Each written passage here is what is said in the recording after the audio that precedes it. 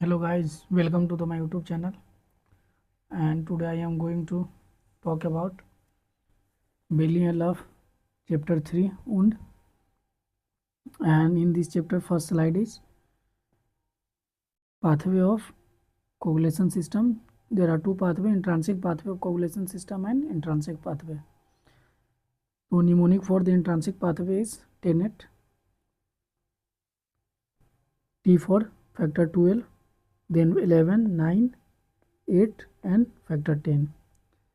और इसमें हमें याद रखना है जो इंट्रांसिक पाथवे है वो क्योंकि बड़ा पाथवे होता है इसलिए इसमें एपीटीटी इंक्रीज कर जाता है, और एक्सट्रांसिक पाथवे छोटा पाथवे है इसलिए इसमें पीटीआईएनआर इंक्रीज करता है। और हीमोफीलिया ए और हीमोफीलिया बी के लिए याद रखना है B comes after A, so factor 8 is increase in haemophilia A and factor B is increase in haemophilia B. And for mnemonic of extrinsic pathway, always remember 7th heaven. Factor 7 is involved in extrinsic pathway, and intrinsic pathway is activated by damaged endothelium, and extrinsic pathway is activated by tissue injury. Now come to the next slide, and next slide is about stages of bone healing. 4 stages. Mnemonic is he, saw, her, run. H for hematoma, S for soft callus, then hard callus formation, and R for remodeling.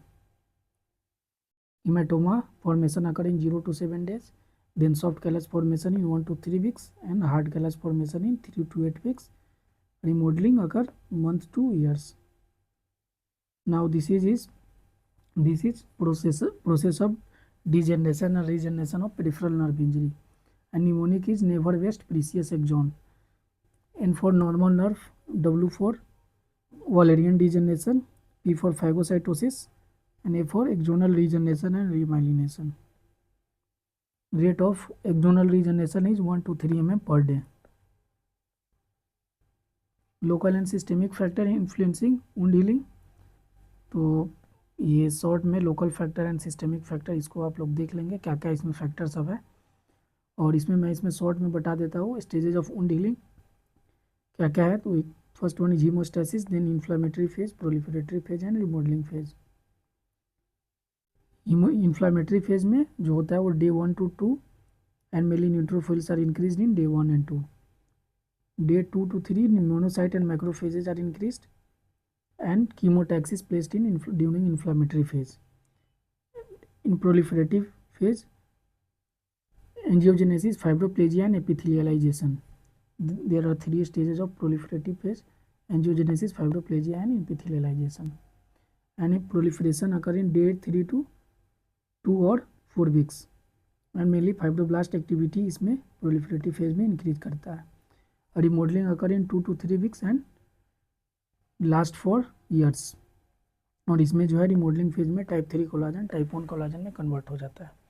और इसमें जो आपको main एक याद रखना है neutrophil जो mainly होता है डे 2 पे इंक्रीज करता है, मैक्रोफेज डे 3 पे एंड लिम्फोसाइट डे 7 पे इंक्रीज करता है।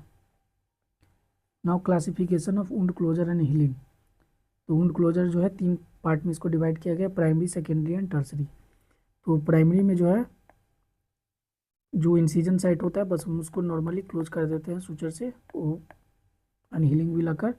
एंड सेकेंडरी में क्या करते हैं उसको ओपन छोड़ देंगे, उसके बाद उसमें ग्रेनुलेशन टिश्यू होगा, कॉन्ट्रैक्शन होगा, रिपिथेलाइजेशन होगा, वो हील कर जाएगा। टर्सरी में क्या करेंगे उसको ओपन छोड़ देंगे, उसके बाद जब वो वुंड जब हेल्दी हो जाएगा तब उसको क्लोज करेंगे, तब टर्सरी होगा वो।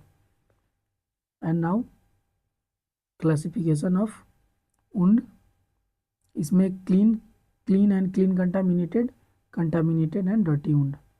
तो क्लास 1 जो है क्लीन वुंड होता है, उसमें नो इन्फ्लामेशन नहीं होगा, और इसमें हम लोग रेस्पिरेटरी, एलिमेंट्री, जेनाइटल ट्रैक्ट में एंटर नहीं करेंगे, मतलब उसको ओपन नहीं करेंगे, तो ये क्लीन वुंड होगा। और क्लीन कंटामिनेटेड होगा, इसमें हम एब्डोमेन में रेस्पिरेटरी ट्रैक जो भी एलिमेंट्री ट्रैक है एब्डोमेन में एंटर करेंगे, बॉवेल में, लेकिन in the control conditions. An example is Nissen's fundoplication. Clean wound का जो एग्जाम्पल है वो है elective splenectomy, herniorrhaphy and orthopaedic arthroscopy. और now class 3 is clean contaminated wound. Contaminated open fresh accidental wounds are contaminated wound. और इसमें याद रखें हमेशा, ये इंपॉर्टेंट है, open cardiac massage in example of contaminated wound. And class 4 is old traumatic wound with retain devitalise tissue that involve existing clinical infection and perforated viscera. Here viscera is perforated and wound is old, traumatic. Now synopsis of wound classification.